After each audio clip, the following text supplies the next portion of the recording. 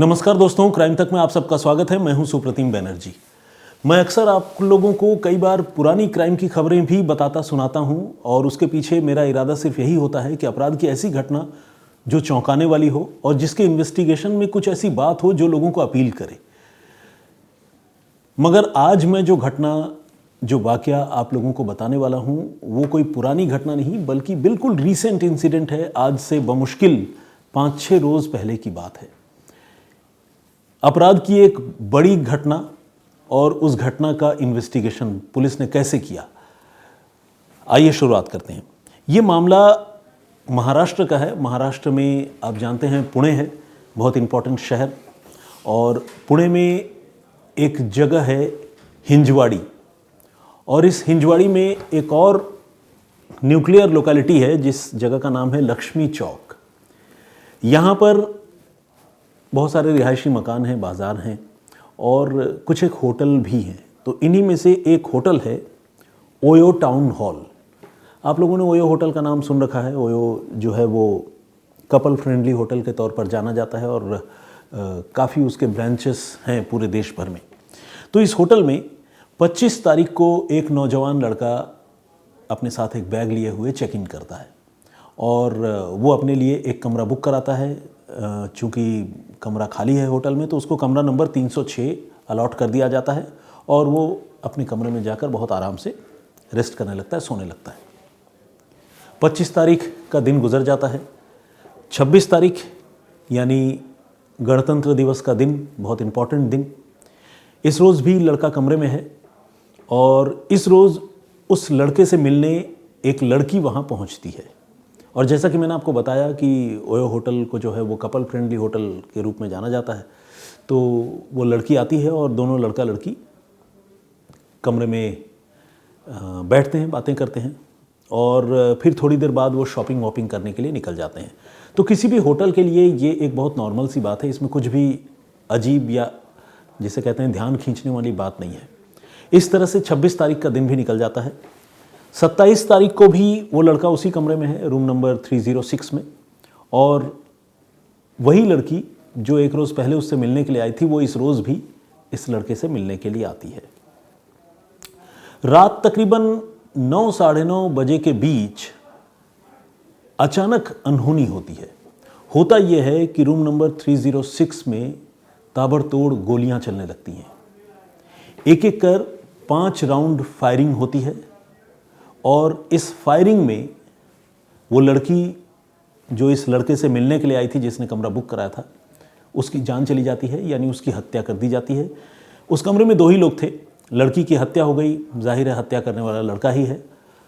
लड़का कुछ देर तक, तकरीबन आधे घंटे तक उसी कमरे में रुकता है और फिर रात को 9:59 के आसपास, यानी तकरीबन 10 बजे के आसपास, वो लड़का अपने कमरे से बाहर निकलता है और रुमाल से हाथ साफ करता हुआ बहुत इत्मीनान से वहाँ से निकल जाता है।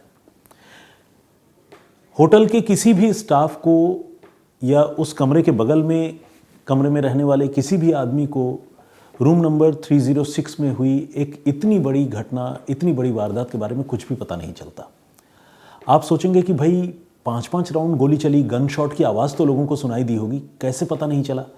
तो इसका जवाब यह है कि आपको पता है कि अभी कुछ महीनों से महाराष्ट्र में आरक्षण को लेकर एक आंदोलन चल रहा था और वो आंदोलन अभी अभी ख़त्म हुआ है। मनोज जरांगे उस आंदोलन का नेतृत्व कर रहे थे। उन्होंने अपना आंदोलन वापस लिया और वापस लेने के बाद महाराष्ट्र के अलग अलग इलाकों में, शहरों में जश्न का माहौल था।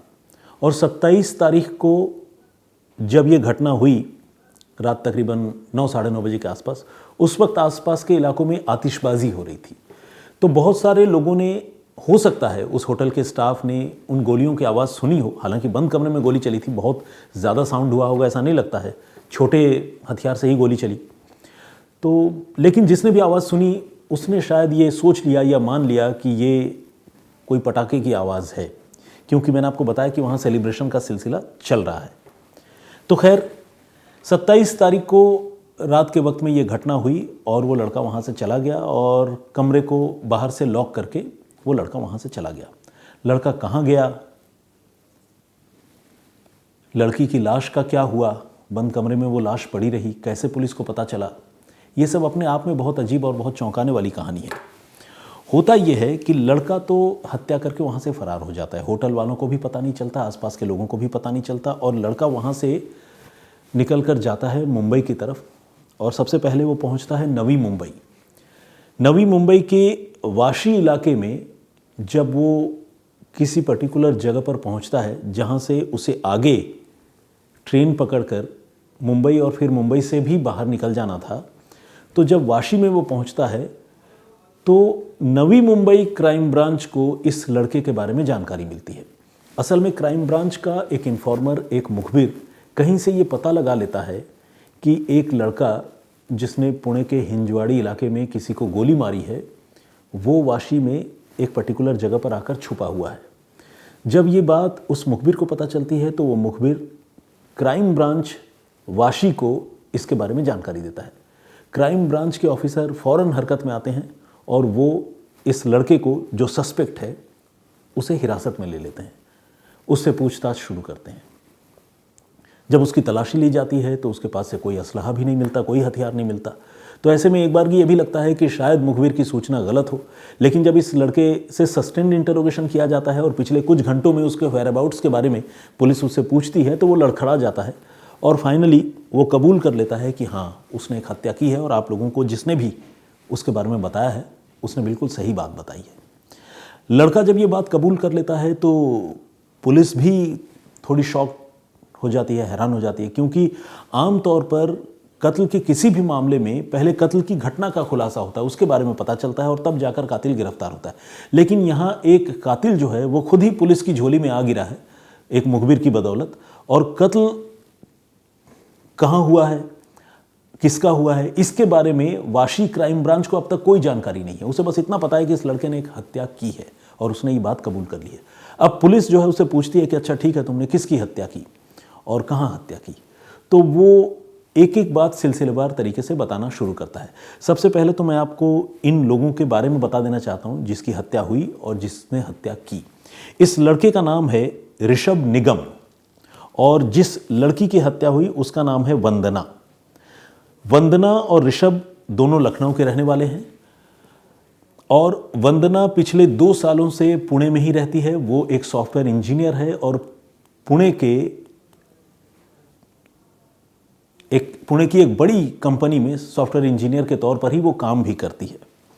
और दूसरी तरफ ये जो लड़का है जो कत्ल के आरोप में पुलिस के हत्थे चढ़ा है, ऋषभ निगम, ये लखनऊ में रहकर प्रॉपर्टी डीलिंग का काम करता है।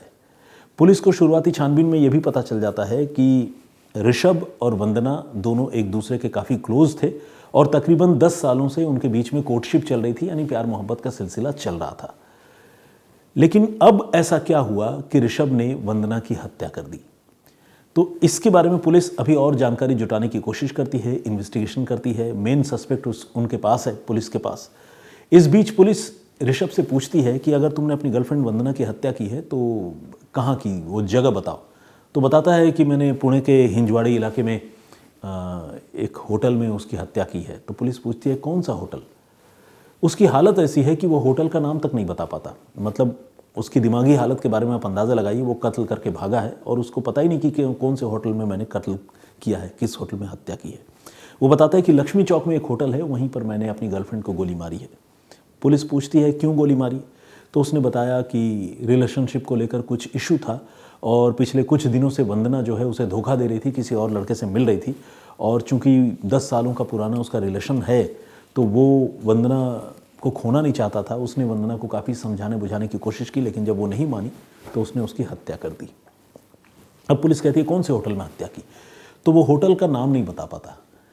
पुलिस को लगता है कि ठीक है, अगर हम पुणे के हिंजवाड़ी पुलिस को बताएं तो भी हम क्या बताएं, क्योंकि वहाँ तो बहुत सारे होटल है, कौन से होटल का कौन सा कमरा खुलवाएं जिससे वो लाश बरामद हो। तो अपने आप में पुलिस के लिए, वाशी पुलिस के लिए भी एक चुनौती बन जाती है।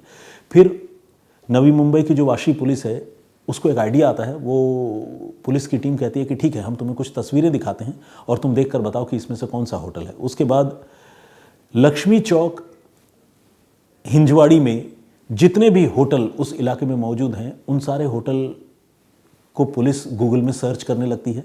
उस एड्रेस पे, उस नियर बाई लोकेशन में, और एक एक करके जितने होटलों के नाम सामने आते हैं उनकी तस्वीर वो गूगल से निकालती है और इस लड़के को, ऋषभ निगम को दिखाने लगती है। ऋषभ एक एक करके तस्वीरें देखता जाता है। 2-3 तस्वीरें देखने के बाद वो मना करता है कि नहीं, ये होटल नहीं है। लेकिन फाइनली एक होटल की तस्वीर जब सामने आती है तो ऋषभ देखते ही कहने लगता है कि हाँ, यही होटल है, इसी होटल में मैंने कमरा लिया था और इस होटल के कमरा नंबर 306 में मैंने हत्या की है। लाश मेरी गर्लफ्रेंड की अभी भी वहीं पड़ी होगी। ये वही होटल था जिसके बारे में मैंने आपको पहले ही बताया है, OYO town hall.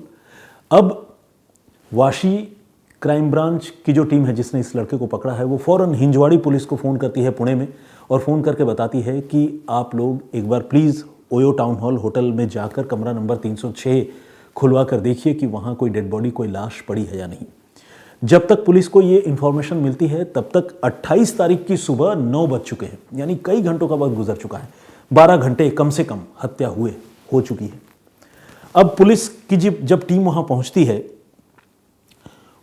Hotel town hall, OYO town hall में, और टाउन हॉल के स्टाफ को बताती है तो वो हैरान रह जाते हैं। उनको लगता है कि अरे, हमारे होटल में हत्या हो गई, हमें पता ही नहीं चला। चूँकि पुलिस आई थी और बहुत कंक्रीट इन्फॉर्मेशन था तो होटल के स्टाफ को, पुलिस को कोऑपरेट करना ही था। वो डुप्लीकेट की लेते हैं और उस चाबी से कमरा नंबर 306 खोल देते हैं।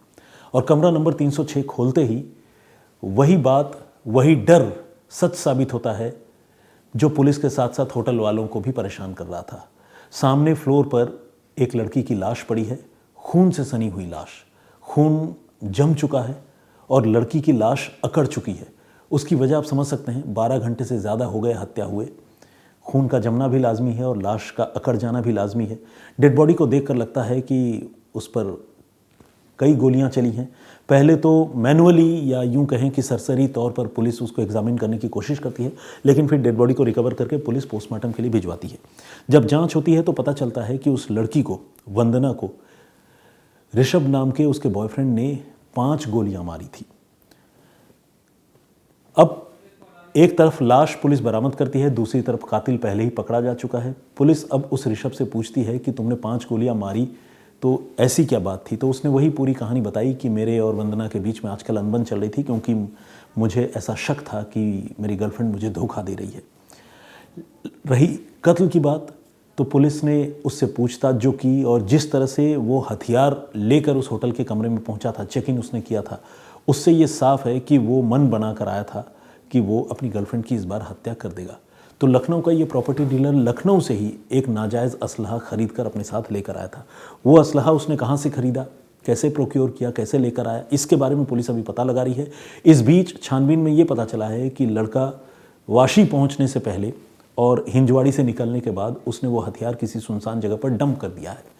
तो वाशी पुलिस ने इसे अरेस्ट कर लिया है। चूँकि क्राइम हिंजवाड़ी पुणे का है तो जल्द ही वाशी की पुलिस इस लड़के को हिंजवाड़ी पुलिस को हैंडओवर कर देगी, या हो सकता है कि जब तक आप ये कहानी सुन रहे हैं तब तक ऋषभ को हिंजवाड़ी पुलिस के हवाले किया भी जा चुका हो।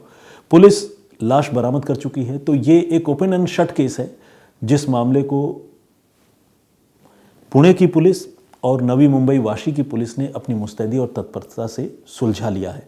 लेकिन जिस तरह से इस मामले में एक लड़के ने बंद कमरे में अपनी गर्लफ्रेंड की हत्या की और जिस तरह से एक हाई प्रोफाइल बैकग्राउंड की लड़की जो सॉफ्टवेयर इंजीनियर है और बड़ी कंपनी में काम करती है पुणे में, उसकी हत्या एक होटल में होती है, वो अपने आप में बहुत शॉकिंग है। और आसपास के लोग इस घटनाक्रम को सुनकर और जानकर काफ़ी हैरत में भी हैं और जाहिर है दुखी भी हैं। दोनों का ताल्लुक लखनऊ से है, लेकिन हत्या चूँकि महाराष्ट्र में हुई है तो केस भी महाराष्ट्र में ही चलने वाला है। तो कई बार लव अफेयर या रिलेशनशिप कितना ख़तरनाक मोड़ ले लेता है। इमोशनल इश्यूज़ कई बार अगर सही तरीके से उसको एड्रेस नहीं किया जाए तो वो कितना ख़तरनाक हो सकता है, ये इस घटना को देखकर सुनकर समझा जा सकता है। इस घटना में जो बात मुझे सबसे अजीब लगी, चौंकाने वाली लगी, वो ये कि मर्डर के बारे में पुलिस को बाद में पता चला, लेकिन मर्डर का जो एक्यूज्ड है, जो कातिल है, वो पुलिस के कब्जे में पहले आ गया। ऐसा आम तौर पर नहीं होता है, लेकिन जब पुलिस के इन्फॉर्मर बहुत एक्टिव हों और पुलिस बहुत एक्टिव हो तब इस तरह के रिजल्ट्स सामने आते हैं। आप ये सोच सकते हैं या मन में आपके ये ख्याल आ सकता है कि वो लड़का अगर चुपचाप होटल से निकल गया, 100 किलोमीटर दूर ट्रैवल करके वाशी पहुंच गया, मुंबई के करीब, तो किसी को कैसे पता चला कि उस लड़के ने किसी की हत्या की है? तो इसका जवाब ये हो सकता है कि हो सकता है ट्रैवलिंग के दौरान सड़क पर किसी से उसने बात की हो सकता है अगर ट्रेन से उसने ट्रैवल किया हो, मुझे नहीं पता कैसे वो पहुंचा वाशी तक, तो ट्रेन में किसी से उसने इस बारे में जिक्र किया हो, या हो सकता है कि उसके हाव भाव से भीड़ में छुपा हुआ कोई शख्स जो पुलिस का मुखबिर हो, उसने समझ लिया हो कि ये कोई अपराध करके लौटा है या पहुंचा है, तो उसने वाशी क्राइम ब्रांच को इसके बारे में बताया हो। तो रीज़न कुछ भी हो सकता है उस लड़के के बारे में पुलिस के मुखबिर को जानकारी मिलने का। ये तो जाहिर सी बात है मुखबिर ही बता सकता है, या फिर पुलिस ऑफिसर जो इस मामले को इन्वेस्टिगेट कर रहे हैं वो बता सकते हैं, लेकिन ये एक सीक्रेट इन्फॉर्मेशन है जो शायद ही कभी बाहर आए। लेकिन ये अपने आप में बड़ी अजीब बात है जिसमें कातिल पहले गिरफ्तार हो जाता है और कत्ल का खुलासा बाद में होता है, लाश बाद में बरामद होती है और सबूत बाद में इकट्ठा किए जाते हैं। तो खैर ये थी पूरी कहानी। इस कहानी पर आपकी राय क्या है, आप क्या सोचते हैं, प्लीज़ हमें कमेंट करके ज़रूर बताइएगा। एक स्टोरी जो मैंने आप लोगों को इससे पहले सुनाई थी उत्तर प्रदेश की कहानी, जिसमें मैंने आपको बताया था कि किस तरह से जीपीएस लोकेशन की वजह से कत्ल के एक मामले का खुलासा हुआ है, तो उसमें बहुत सारे लोगों ने कमेंट किया है। आइए कुछ कमेंट्स या कुछ लोगों के नाम अभी मैं आप लोगों को पढ़ के सुनाता हूँ।